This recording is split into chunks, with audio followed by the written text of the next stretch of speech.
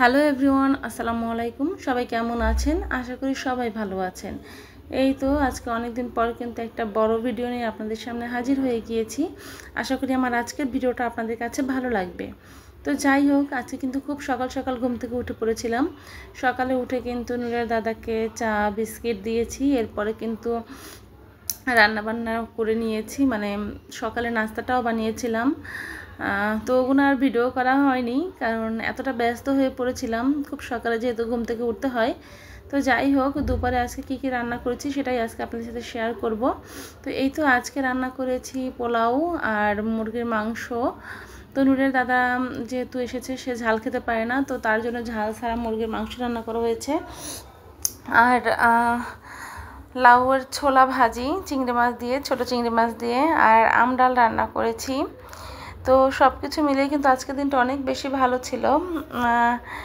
তারপর বলবো একটা দুঃখের একটা খবর, যা আসলে মেনে নিতে পারিনি যে এমনটা হবে আসলে আমাদের। তো যাই হোক, এদিকে কিন্তু আমি আজকে মিষ্টি কুমড়াও রান্না করেছিলাম। তো রান্নাঘরে আজকে রান্না করছি। রান্না করতে গিয়ে কিন্তু আমার দুধ পুড়ে গিয়েছিল, দেখেন, এই যে দেখেন।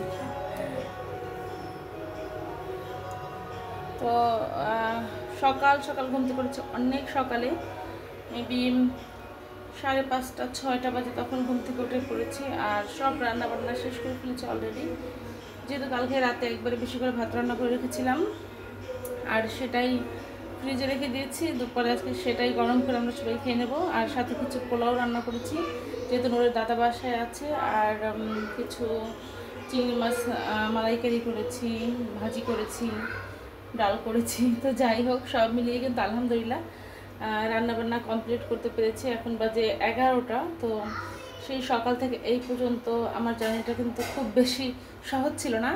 তো সব কিছু মিলিয়ে আলহামদুলিল্লাহ বলবো, তারপরও কিন্তু আমার কাজ গুছিয়ে ফেলেছি। তো অলরেডি আমি কিন্তু চিংড়ি মাছ রান্না করছি। তো চিংড়ি মাছের মালাইকারিটা কখনো বানাইনি, কালকে ইউটিউব দেখে কিন্তু বানাতে গিয়ে মানে দেখে আর কি খেতে ইচ্ছে করেছিল, যার কারণে বানিয়েছি। এই যে দেখেন কত সুন্দর মালাইকারির কালারটা এসেছে। যেহেতু আমি মরিচ দিইনি, কারণ দাদা একটু মুখে ব্যথা, তো উনি বেশি মরিচ খেতে পারেন না, তো ওনার জন্য এইভাবে রান্না করেছি। তো সব মিলিয়ে কিন্তু রান্নাবান্না কমপ্লিট আমার।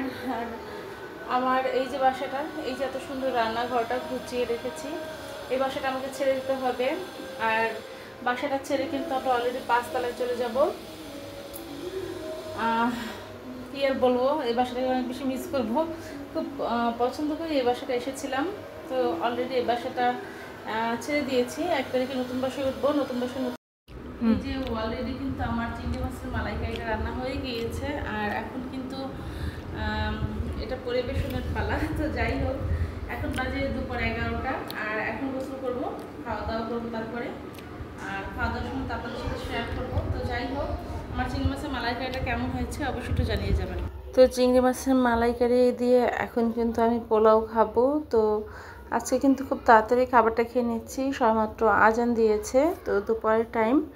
তো আমি এদিকে কিন্তু খাওয়া দাওয়ার জন্য আমার প্লেটে খাবার বেড়ে নিয়েছি। আর এই দিকে নূরের দাদা ভাই অসুস্থ, আজকে কিন্তু সন্ধ্যায় টিভি দেখতে বসেছিল সামনের রুমে, তখন কিন্তু হুট করে পড়ে তার হাত কেটে যায়। তো আমরা কিন্তু খুব বড় ধরনের একটা দুর্ঘটনা থেকে আজকে রেহাই পেয়েছি। তো হতে পারতো এটা অনেক বড় দুর্ঘটনা, কিন্তু আলহামদুলিল্লাহ তিনি এখন সুস্থ আছেন।